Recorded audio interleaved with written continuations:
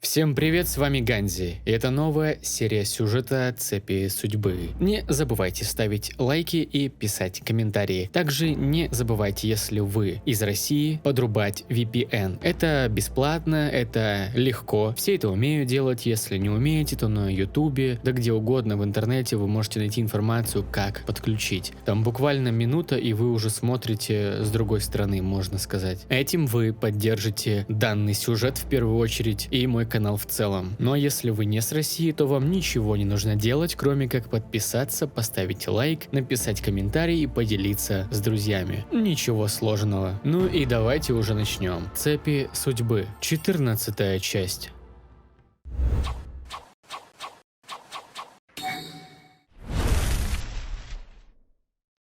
Глава 14. Третья война шиноби началась. Какаши нагнал меня, когда я уже поднялся на смотровую площадку. Ребята все еще косились на него, но открытой неприязни не выражали. Они просто отошли от нас на приличное расстояние. Я грустно выдохнул. Черт, когда ситуация успела так накалиться. Какаши прижался спиной к стене, сложил руки на груди, прикрыл глаза и просто молча стоял. К счастью, бой Рин был следующим после Какаши. Я взглянул на экран. Рин Нахара против Нана Тиба. Обе девочки уже стояли друг напротив друга. Противница выглядела скромной девчушкой. Светло-коричневые волосы, заплетенные в два хвостика, доходили ей до плеч. Глаза имели серо-голубой оттенок и смотрели на Рин через большие округлые линзы очков. Небольшого роста, худенькая, слегка зажатая девушка держала свои руки на уровне груди. Казалось, она вовсе не понимала, где находится. Насколько я помню, Нана всегда была замкнутой в себе, больше читала книги. Я крикнул так сильно, как только мог. «Рин, удачи!» Та повернулась и замахала мне рукой в ответ. Я ткнул Какаши в бок, и он нехотя поднял руку вверх. Сказать, что я переживаю, ничего не сказать. В прошлый раз Рин тоже проиграла, но противница у нее была другая. Теперь же я даже не знаю, чего ожидать. Экзаменатор подвел девушек друг к другу. В этот раз мы встали гораздо ближе. Почему я слышал, что говорят внизу? «Правила вам известны?» «Да», дружно ответили они. Экзаменатор кивнул. В этот момент Рин улыбнулась и проговорила. «Эй, Нана!» «Да», дернулась от неожиданности девушка. «Знаю, последние бои были довольно пугающими, но ты не переживай. Главное, чтобы ты не теряла уверенности в своих силах, хорошо?» «Угу, спасибо тебе, Рин», ответила девочка, протягивая ей руку. Конечно же, Рин с радостью ее пожала. Порой она слишком добра к окружающим, однако это вызвало улыбку даже на лице строгого экзаменатора. «Бой!» – скомандовал он, отскакивая назад. Девчата тоже разорвали дистанцию. Нана поправляла очки и шла тихой, неуверенной поступью. Рин же прищурила свои глаза и явно что-то готовила. Она пошла в атаку первой, нанося несколько довольно простых ударов. Нана неуверенно отбивалась, периодически взвизгивая. «Не понимаю, чего Рин с ней нянчится?» – пробубнил Какаши, смотря одним глазом на бой. «Ну, посмотри, девочка крайне не уверена в себе. Думаю, Рин помогает ей адаптироваться к бою. Это глупо. В реальной битве, каким бы ни был противник, он все равно опасен. И решать это надо быстро. Да ладно, это же просто поединок. Думаю, Рин и так все понимает». Я продолжил наблюдать за боем. Нана была так взволнована, что очень медленно складывала печати, а временами их путала, но Ирин не спешила применять техники. Более того, она атаковала весьма осторожно, причем концентрируя внимание на передвижении противницы. Со стороны это выглядело словно кошка гоняется за мышкой. Рин стала наседать серьезнее, а удары стали жестче. Я всмотрелся и понял, что ее лицо выглядело крайне напряженным. Но и Нана начала перебарывать свою неуверенность. Защита девушки была весьма неплохой. Она довольно ловко отбивала удары. В один момент Рин выбрала момент и с низкого старта устремилась в атаку. И рука вот-вот достигла бы живота противницы. Но за секунду до соприкосновения Рин замерла на месте, словно ее заморозили. По ее глазам было видно, что она совершенно не понимает, почему так произошло. Нана, которая стояла всего в нескольких сантиметрах, вытерла пот со лба и резко засмеялась. «Фух!» Это было так близко. Ты почти достала меня, Нахара Рин. Она сняла очки и убрала их в боковой карман своей зеленой курточки, после чего расправила волосы. Рин пыталась сделать усилие, но у нее ничего не выходило. Что такое? Не можешь двигаться? Ну это ничего. Ты была так любезна, что пожала мне руку, пропитанную особым парализующим ядом. Я так боялась, что это не сработает, но твоя наивность не знает границ. Нана весело обошла кругом Рин, а затем ткнула ей в лоб пальцем и проговорила. Позволь я поясню. Я, Тиба Нана, как и ты, постигаю основы Рьё ниндзюцу, но попутно изучаю ботанику, поэтому специализируюсь по большей части на растениях, оказывающих различные эффекты на организм человека. Кстати, сейчас ты наблюдаешь одно из моих лучших творений. Я долго создавал этот яд, надеюсь, ты оценила. Рин слегка наморщилась, ее взгляд стал намного холоднее. Ну что же, быть может, я не знаю много техник, но думаю, один хороший удар покажет, кто здесь лучший ниндзя-медик. Нана замахнулась, целясь в лицо Рин. Я с ужасом наблюдал за этой картиной. Какаши проговорил тихо и безразлично. Я говорил, что в такие глупые фокусы нельзя верить. Будь это реальный бой, она бы погибла, потому что повелась на беззащитность этой девочки. Теперь же она проиграет. «Нет!» – крикнул я. «Рин не может, она справится!» «Обита, ты сам знаешь, что я прав, или же нет предела в твоей глупости?» Я ударил по перилам ограждения, видя, как кулак Наны несется в Рин. Мои глаза сами по себе закрылись. Секунда, вторая, все кончено. Я открыл их и поразился. Трясущаяся рука Рин поймала кулак соперницы. Нана вскрикнула от неожиданности. «Давай, Рин!» – кричал я во всю глотку.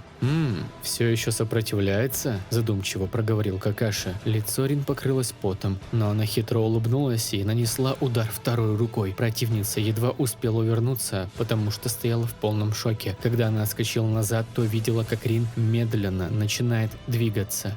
«Как? Почему ты все еще двигаешься?» Усмехнулась Рин, часто громко выдыхая. «Я прекрасно почувствовала силу этого яда еще в начале нашего боя и потом поняла, что получила его во время рукопожатия. Но у меня было время, чтобы с помощью Ирьё ниндзюцу оттянуть его распространение, поэтому у меня не было возможности часто использовать свои атакующие атаки. Я долго пыталась понять, какое же противоядие мне использовать, и я догадалась.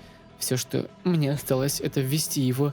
Надеюсь, потом ты покажешь мне такой же интересный бой, а, Нана?» Рин широко улыбнулась. В ее глазах не читалась обида за столь подлый прием. Наоборот, она хотела, чтобы этот поединок преподнес ей сюрпризов. Я выдохнул и посмотрел на Нану. Та опустила голову и вся затряслась. «Противоядие? Да ты блефуешь. Как кто-то вроде тебя может создать противоядие от моего яда? Ты слишком много думаешь о себе, чертова зазнайка. Я покажу тебе всю мощь моей техники!» Рин слегка удивилась, но быстро потянулась в свою сумку. «Не так быстро!» – крикнула Нана, складывая руки в печать тигра. После этого она метнула в Рин сюрикен. Та увернулась, но тело все еще плохо ее слушалось. Очевидно, она контролировала поток крови с помощью чакры. Рин рассказывал, как нянята учил ее с помощью медитации контролировать движение собственной крови, после чего они перешли к обучению этой же техники на ходу. Ниннека говорил, что его жена обладает воистину уникальными техниками регенерации, которые известны только ей, поэтому он обучал Рин отдельно. Доверить эту тайну он мог только ниндзя-медику. Думаю, сейчас она тратит огромное количество чакры, чтобы не дать своему телу вновь замереть на месте. Но сила яда оказалась довольно сильной. Уворот был слишком медленным, и кимоно Рин порвалось в области правого плеча. Нана засмеялась, поправила прядку волос и побежала в сторону соперницы. В это время Рин вертела головой в разные стороны и бросала кунаи не в том направлении. «Это же галлюцинация», – закончила за меня Какаши. «Она контролирует яд? Разве такое возможно?» Эта девушка сказала, что это ее особая техника. Вдобавок она помешана на растениях. Насколько ты знаешь, чакра окружает нас повсюду. Даже у природы она есть. Думаю, в результате длительных тренировок она научилась влиять на степень токсичности определенного растения, а уже за этим и на яд. получаемый от него, звучит крайне сложно.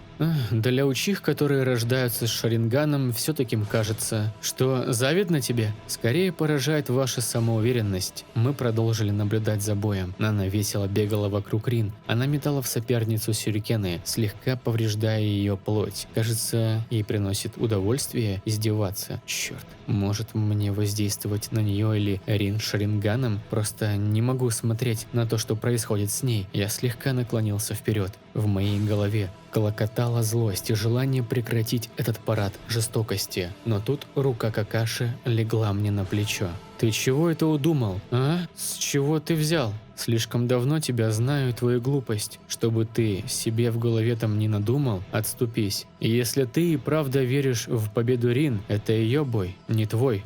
Какаши говорил это спокойно и размеренно. Казалось, будто бы это просто заученный наизусть текст. Но почему-то именно эти его слова показались мне наиболее человечными. «Да, Рин тренировалась не меньше нас. Она обязательно победит». Я выдохнул и решил крикнуть: «Я верю в тебя! Рин, не сдавайся! Вспомни тренировки!» Рин обернулась в мою сторону, в ее глазах читалось сомнение, но она уверенно улыбнулась и вновь стала отбиваться от галлюцинаций. Нана начала кричать на ходу: думала, что все будет так просто. У моего яда есть 2 стадии. Скоро твой мозг просто не выдержит нагрузки, и ты потеряешь сознание. Уверена, что ты сейчас видишь очень много противников, но вот отличить подделку от оригинала, увы, не сможешь. Яд влияет на зрительные и слуховые центры». Рин продолжила отбиваться от галлюцинаций, периодически получая очередной порез от оригинала. «Знаешь, как я ненавижу тебя, Рин Нахара, вечно добренькая, всем нравишься. Тебе даже команда досталась из одаренных мальчишек. Как же это бесит меня. Идеальная Рин досталось все, а меня никто никогда не слушал. Вечно считали занудой, и в команде кретины, которые не смогут защитить меня, даже если противником будет манекен. Поэтому я взяла все в свои руки. Я стану сильнейшим ниндзя-медиком, такой как Цунада сама. Нет, выше!» Эта девчонка окончательно уверилась в своей победе. Ее атаки на Рин наносились все чаще и чаще. Она получала удовольствие от каждого пореза, что наносила ей. И вот, в очередной заход Рин сложила печати и прокричала: «Суйтон! Мизураппа!» Высвобождение воды, дикая водяная волна.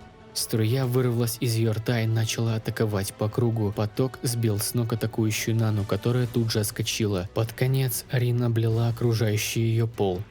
Ты думаешь, что твоя водичка меня остановит? Подобным приемом ты лишь больше разозлила меня. Пора с тобой кончать». Нана начала атаку. Рин закрыла глаза и замерла. Я ужасно нервничал. Почему она просто стоит? Ведь ей достаточно применить еще раз технику с большей дистанцией. Но Рин пошла по своему пути. Когда Нана собиралась провести фронтальную атаку, Рин резко повернулась в ее сторону, схватила за руку и выполнила мощный бросок. Тело Наны соприкоснулось с полом. Рин все еще стояла с закрытыми глазами, но казалось, будто бы она видит каждый шаг соперницы. Нана вскочила на ноги, издала грозный звук и вновь ринулась в атаку, забыв о своей тактике. Рин, которая уже ни от кого не отбивалась, сложила печати и, подпустив противницу ближе, пустила в нее мощнейшей струей воды. Нану откинула далеко назад. Она болезненно прокатилась по плитам, после чего лежала неподвижно. Рин открыла глаза, достала из сумки небольшой флакончик и выпила. Было видно, что ей очень тяжело. Пот лил ручьем. Все кимоно пропиталось алой кровью. Ее ножки тряслись, но крепко и уверенно держались. Рин поправила намокшую от воды прядку волос и двинулась в сторону противницы, которая пришла в себя и встала на четвереньки. «Как? Почему тебе удалось? Я не понимаю, моя техника идеальна».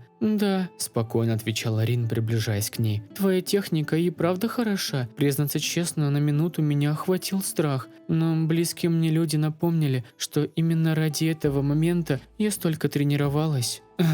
«Будешь тыкать мне в лицо своим счастьем?» – вскрикнула Нана. «Вовсе нет. Тебе ведь интересно, почему я смогла отличить тебя от галлюцинаций. Да, может, я слышала их голоса и видела точно так же, как и тебя. Однако оригинал имеет одну особенность. Твои шаги отпечатываются на воде. Я быстро это поняла, и нужно было лишь сосредоточить чакру и связать ее с окружающей водой, чтобы почувствовать вибрацию, которая распространяется по ней. Мой хороший друг и учитель Учитель назвал эту технику «шестое чувство». Рин подошла к Нане, которая, сидя на полу, держала кунай в руке. Она яростно махала им и пятилась назад. «Это не может быть правдой. Ты не должна быть сильнее меня, ведь я вынуждена защищать всех из-за слабости моей команды. Я должна была победить тебя». Рин грустно смотрела на свою противницу, ничего не предпринимая. Затем она села на одно колено и поймала руку Наны, которая махала оружием. Слезы девушки покрыли щеки. «Почему все так? Одним достается все, а другие всегда вынуждены стараться и быть в тени других». Рин ласково улыбнулась и ответила: «Ты ни капельки не в тени. Сейчас ты сияла. Каждый увидел, насколько невероятны твои труды. Ведь за нами следят не только ребята, но и сам господин Хокаге. Уверена, он найдет твоим талантам применение. Это лишь слова. Пойми, даже если меня заметят, моя команда – это лишь ленивые балбесы, которые тянут меня вниз», – крикнула она навзрыд. «В тебе так говорит обида. Почему бы тебе не попробовать сплотить их?» «Сплотить?» «Да, ты же такая сильная и умная. Скажу тебе по секрету, мои мальчишки часто ссорятся и вечно спорят, кто из них сильнее», – весело проговорила Рин, глядя на меня и Какаши. «Это так смешно смотрится, но в то же время их рвение не дает мне останавливаться. Я хочу быть частью своей команды и быть сильнее, ведь они мои друзья и даже больше». После 3 слов последних Рин взглянула на меня. Ее взгляд поражал своей теплотой. После этого она вновь продолжила: «Если ты сильна, то можешь помочь тем, кто слабее, научить их двигаться вперед к новым вершинам, как ты сама. Когда ты поймешь их сильные и слабые стороны, то с легкостью сможешь найти верный путь. Неважно, что ты ниндзя-медик, это не делает тебя хуже или хуже остальных. Это просто твой уникальный путь, Нана». Рин опустила руку противницы и обняла ее. Та занесла руку с кунаем над спиной Рин. Я хотел крикнуть, но не успел. Нана бросила оружие на пол и обняла Рин. «Я сдаюсь», — сказала она громко. Экзаменатор кивнул и объявил победу Рин. В этот момент Нана, утирая слезы, спросила: «Рин, а как ты узнала, какое противоядие применить?» «Ты ведь сама мне рассказывала». «А? Ты показывала мне это растение. Я очень много про него читала». «Зачем? Какой тебе интерес знать о глупых растениях?» «Потому что ты показала мне, как это удивительно и познавательно узнавать о риньюнзюцу с такой стороны, и я хотела подружиться с тобой. Правда, ты выпустилась раньше, и я больше не смогла тебя увидеть». Нана оторопела. Ее глаза вновь покрылись слезами, а на лице проскользнула, возможно, первая искренняя улыбка в ее жизни. «Спасибо, Рин. Я так рада, что ты победила, и я буду стараться, честно». «Я знаю», – тихо ответила Рин, теряя сознание. Увидев это, я резко прыгнул вниз и понесся в их сторону. «Обита?» – краснея вопросила она. «Что с ней?» Это обычный сон, не волнуйся. Я уже начала лечить ее раны, знаешь. Я просто не могла заставить себя атаковать ее всерьез. В глубине души я понимала, что Рин очень хороший человек. Оттого мне было еще ужаснее смотреть на себя. Рин верит, что внутри тебя много хорошего, а значит и я. Спасибо тебе, Нана». Я протянул ей руку, улыбаясь. Она прикрыла лицо прядками волос, но было видно, что покраснела она еще сильнее. Все же через несколько секунд Нана пожала мою руку. «Я закончила лечить ее раны, но Рин нужен отдых». «Хорошо, я отнесу ее в медпункт». «Да, скажи, что я навещу ее после того, как извинюсь перед своими ребятами за эти слова». «Это хороший шаг. Удачи тебе». С этими словами я взял Рин на руки и пошел в сторону выхода. Она пришла в себя немного сонным и вялым голосом она проговорила: «Обита, кто победил?» «Ты! Это была замечательная победа!» «Знаешь, я так волновалась, что забыла все уроки нянята, но твой голос помог мне все вспомнить и ощутить уверенность». «Правда? И я рад!» «Обита?» – тихо и нежно спросила она. «Да, что такое?» «Всегда оставайся уверенным. Твое упорство и верность идеалам делают всех нас сильнее. Я очень тебе благодарна». Не за что. Я клянусь, что буду уверенным в себе и своих силах, ведь я же стану Хокаге. А теперь отдыхай, я отнесу тебя в медпункт». «Я уже не чувствую боли». «Это потому, что Нана применила медицинские техники». «Она очень хорошая, и я уверена, что она добьется успеха как ниндзя-медик». «После твоей-то речи я бы на ее месте и уже Цунаду саму переплюнул». Какой же ты самоуверенный». Через минуту Рин опять уснула. Когда я подошел к выходу из зала, то увидел Какаши. Он молча смотрел на меня, затем на Рин, после чего кивнул головой. Я ответил тем же. Тут ни к чему было доказывать, кто был прав в своих прогнозах. Думаю, мы оба радовались, но каждый по-своему. После всего этого Минато-сенсей был так рад, что собрал нас у себя дома на вечеринке в честь присвоения ранга Чунина. Мы кушали, веселились, играли в игры на желание. Я проиграл так много раз, что помогал Кушане мыть посуду. Вот ведь злобная ведьма. Я уверен, она подговорила Рин и Какаши, пока я уходил в туалет. Так или иначе, жизнь пошла своим чередом. Нам стали поручать более важные задания. Многие из них были подготовкой к грядущей войне. Так и случилось. Через год началась она, Третья мировая война шиноби. Вначале нас редко отправляли на военные задания. Дело в том, что когда Коноха еще располагала достаточным количеством чунинов и джоунинов более старшего возраста, чем мы, поэтому наша команда выполняла в основном локальные миссии непосредственно на территории страны огня. Так прошли первые 2 года войны. За это время мы были слишком сосредоточены на работе, поэтому межличностные отношения отошли на второй план. Пожалуй, только Рин стала больше переживать за мое здоровье. Я довольно часто лез на рожон, однако никто так и не узнал о моем Шарингане, поэтому беспокойство Рин вполне объяснимо. С каждым днем мне все чаще стали сниться кошмары. Та пещера, камни, слезы Рины и Какаши, Мадара, путь разрушения и боли. Я вскакивал в холодном поту, не находя себе места. Раздражительность и отчужденность все чаще проскакивали в моем поведении. Больше всего я боялся ранить чувства ребят, поэтому старался в такие минуты уходить в тихое место, но думаю, что остальные все равно замечали подобные вспышки. Где-то за несколько месяцев до роковой миссии сенсей вызвал меня и Какаши в офис Хокаге. Мы медленно поднимались по ступеням на 2-й этаж, пребывая в недоумении. «Может, это из-за того, что важный документ помялся?» – предполагал я. «Тогда вызвали б тебя одного, ты же сел на него своей задницей, Обита». «Но я его туда не клал, клянусь». «Вот и будешь оправдываться перед третьим самой. Одного я не пойму, в чем я-то виноват? Я не твоя нянька, следить за твоими ошибками не обязан». «Эй, а может, это ты сплоховал?» «Да? Ну и где же?» «Ну? Ай, да иди к черту, Какаши, потом вспомню». «С твоей короткой памятью? Удивительно, как ты дорогу до дома-то не забываешь?» Мы подошли к двери кабинета. Я выдохнул и постучал. «Войдите!» – послышался голос Рутоби Хирузена. Мы вошли. Минато-сенсей тоже находился внутри. Он был чем-то озадачен. «Обита, Какаши, прошу, заходите». «Благодарим вас!» – в унисон ответили мы, после чего встали в нескольких метрах от Хокаге.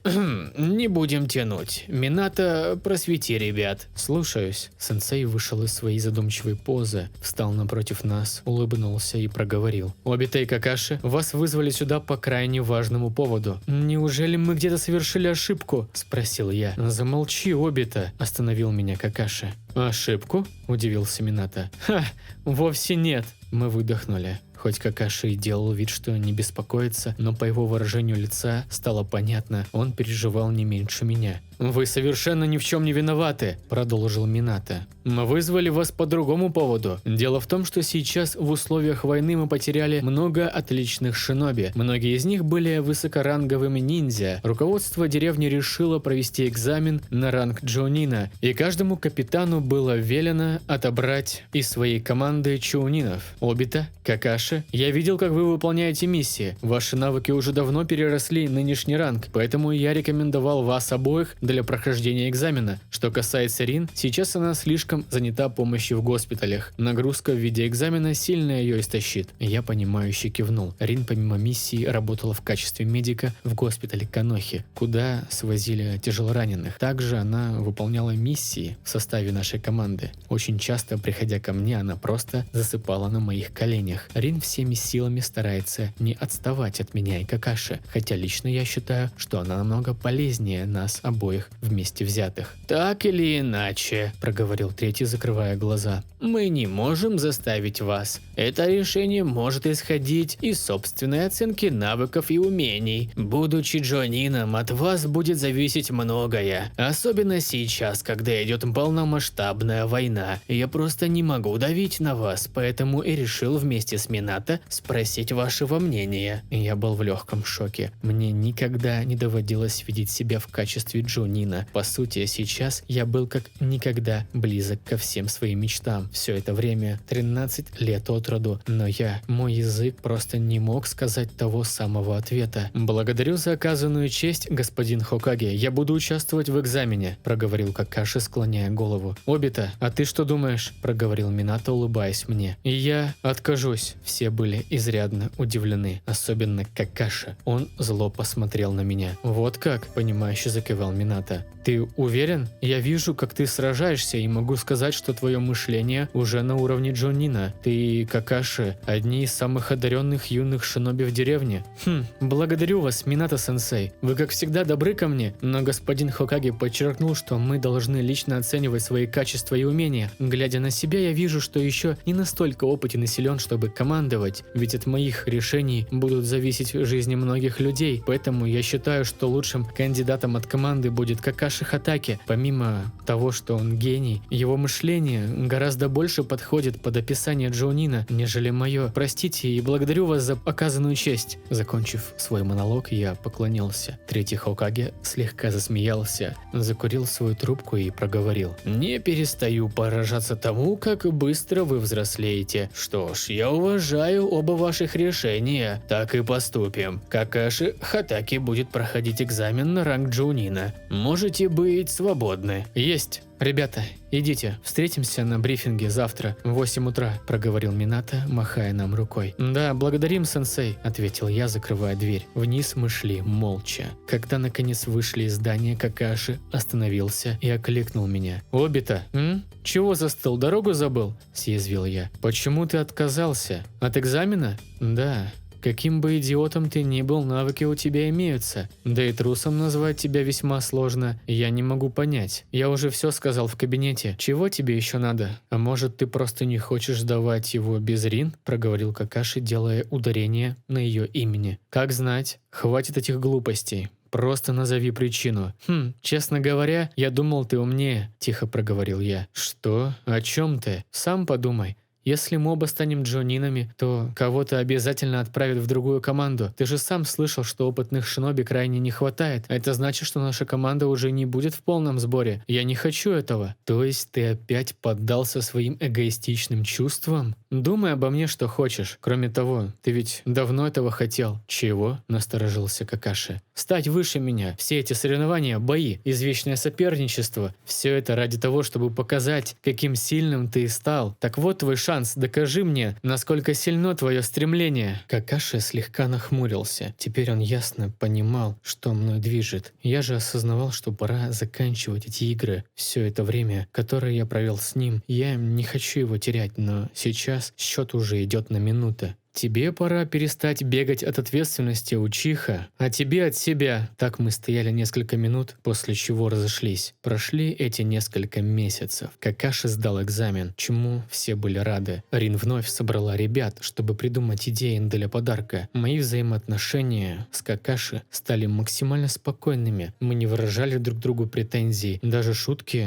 отпускать стали меньше. И виной этому моя нелюдимость, которая достигла своего апогея. За день до той миссии Минато-сенсей проводил тренировку. Рин подошла к Какаши и, улыбаясь, восхитилась. «Ух ты смог ударить сенсея, Какаши, это просто нечто!» Я уже привык к этому и даже не ревновал. Рин по своей природе очень добра к окружающим. За время наших отношений я научился различать ее взгляд от нежного любовного до теплого дружеского. Меня радовало, что они неплохо ладят. Кроме того, в присутствии Рин Какаши редко отпускал свои остроты, что давало мне явное преимущество. «Ну, это только один удар, и такой похвалы не заслуживает», – сухо отвечал он, пожимая плечами. Я улыбнулся, вспоминая то, как в прошлом заливался потоком злости, крича что-то вроде «Я тоже так могу, а…» Мне на голову приземлилась корзина. «Ай!» – воскликнул я. Подняв взор, я увидел Кушину, которая была явно довольна своей проделки. «Вовремя, да? Кушина, вай!» – радостно прокричала Рин, направляясь к ней. «Выкладывайтесь на полную, да? Отличная работа, мы как раз собирались передохнуть», – сказал Минато. «Это хорошо, здесь обед», – проговорила она, снимая корзину с моей головы. «Специально для вас, блюдо дня от Кушины, даттебане». «Да!» – радостно ответила Рин, растягивая улыбку до ушей. «Обожаю твою стряпню, Кушина, спасибо!» Кушина замерла на мгновение, затем, обнимая Рин и, потираясь своей щекой об нее, сказала: «Ва, милая, Рин такая хорошая девочка». Далее я должен был возмутиться, но я просто уселся на камень и молча смотрел в землю.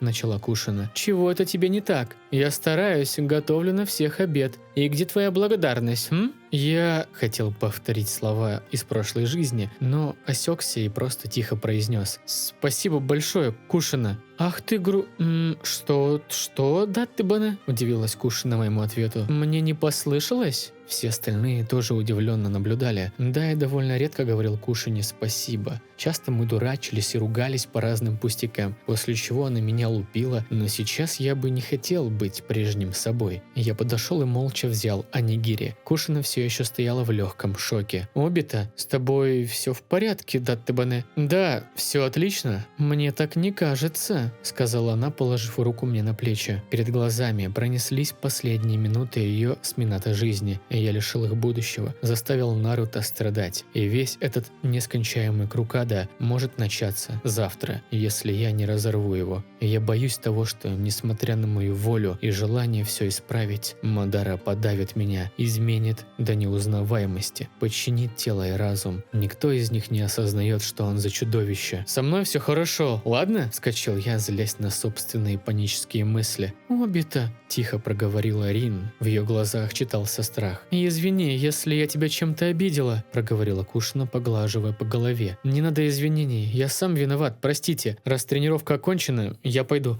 До завтра». Я не дал им вставить и слово, после чего убежал на большой скорости. Я несся, что есть мочи, куда глаза глядели. Мне было все равно, просто хотелось убежать. В голове было пусто, а на душе ужасно мерзко. Я презирал и ненавидел себя за собственную трусость и страхи. Так продлилось до вечера. Я просто тренировался и сносил все на своем пути, пока мое тело не устало. Агрессия не вышла из меня. Помогла слегка облегчить долю разума, и тут я осознал, что натворил. Мне стало ужасно стыдно, поэтому я решил отправиться в дом к Минато и Кушине. Когда я подошел к двери их квартиры, то услышал, как они разговаривают. Беседа шла явно о нас. Я забрался по водосточной трубе и подполз к окну, которое было приоткрыто. «Какаши преуспевает», задумчиво начала Кушина. «Да, для своих лет он преуспевает, хотя заметно, что он кого-то пытается догнать, нежели идти своим путем. Рин тоже молодец, из них выходит отличная команда. Не надо забывать про Обита», – проговорил сенсей, усмехаясь. Кушина перестала подшивать рубашку. Ее голова слегка опустилась. «Он просто вспыльчивый мальчишка. С первого дня нашей встречи был грубияном и нахалом. Да, он делает определенные успехи, но ему нужно над многим работать». Все верно. И он очень старается, но самое главное – его отношения. Он очень светлый и отзывчивый. Люди всегда объединяются вокруг него. Он каждому хочет помочь, как будто чувствует в этом свой долг. Он укрепляет связь между всеми нами. Правда, сегодня… «Ты про его взгляд?» – спросила она. «Да. Я видел такое у людей, что прошли через самые страшные ужасы. Этот взгляд не может принадлежать 13-летнему мальчику. Много ли мы знаем об Обита, его семье, истории жизни? Думаю, ты права, и меня это очень огорчает. Они все дороги для меня, а Обита для нас с тобой что-то вроде судьбоносной встречи. Он ведь даже тогда был таким непоседой». Кушина улыбнулась. Я тоже невольно вспомнил ту ситуацию 5 лет назад.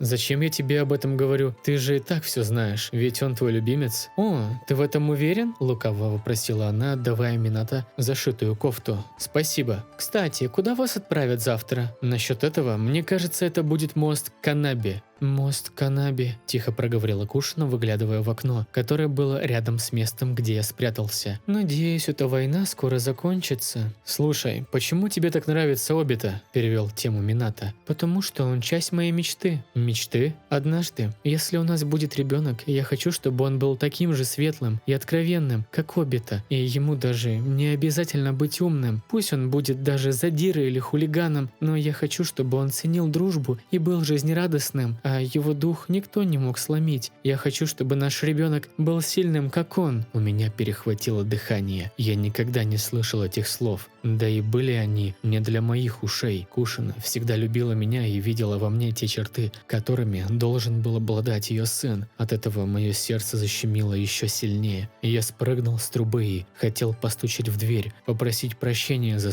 все свои грехи, разрыдаться, как маленькое дитя. Но я не сдержался. Нет, этим я ничего не изменю. Я могу спасти их всех, лишь пройдя через критическую точку, преодолев свои страхи. Они верят в меня, и я не подведу тех, кто мне дорог. Я прибежал домой. В эту ночь я не спал, лишь молча сидел, вглядываясь в полную луну. Из секретного отдела в шкафу я достал повязку, ту самую, которую Хатаки Сакума передал мне перед смертью. Я давно выстирал ее и подготовил к этому дню. Время шло к рассвету. Я взял кунае, что подарил мне Какаши, затем поместил повязку в рюкзак и отправился на выход. Перед этим заглянул в комнату к бабушке. Она тихо спала. Через день, в той самой жизни, ее внука не станет. Какой удар она пережила. Сначала мои родители, потом я. Не могу себе позволить разбудить ее сейчас. Я подкрался и поцеловал бабушку в лоб, после чего удалился. На улице меня ждали ребята. Арин смотрела на меня с переживанием. Кажется, она хотела что-то мне сказать. Какаши не глядел на меня, явно надеясь, что я проигнорирую его появление тут. Я улыбнулся и обнял их обоих. «Спасибо, что зашли за мной. Простите, что я вчера убежал. Это было глупо». Арин прижалась ко мне сильнее. Ее теплое дыхание участилось. «Да что с тобой такое? Ты убегаешь как ребенок, теперь ластишься словно кот. Опусти уже», – возмущался Какаши. Да, что же, вперед, нас сенсей ждет». «Да», – подтвердил Арин, крепко держась за мою ладонь. Увидев нас, сенсей обрадовался. «Слава богам, хорошо, что вы нашли Обита». Кушина, что стояла рядом, смотря на меня, надула щеки. Когда мы подошли, она пожелала всем удачи, но, остановив взгляд на мне, выдала все как на духу. «Ты неуклюжий, торопливый глупец, к тому же болван, что убегает от своих друзей, так что будь осторожен на задании. Если тебя ранят, то встретишься не только с моим кулаком, Даттебане, понял?» Я опустил голову. Те же самые слова, спустя столько лет. Я вновь слышу их. «Но ведь за это ты меня и любишь, да, Кушина?» – проговорил я, улыбаясь во весь рот. «Что?» – спросила покрасневшая Кушина. «И вообще, за кого ты меня держишь? Я вернусь со всеми, без единой царапины. Это обещание!» Я вытянул кулак в ее сторону, продолжая смеяться. Кушина слегка пошевелила губами, а потом рассмеялась в ответ. «Дурак, Даттебане, тогда тебе лучше сдержать обещание». Так мы и попрощались. Она еще долго махала нам вслед. Из-за горизонта стало показываться утреннее солнце. Это и был последний рассвет той жизни. Продолжение следует.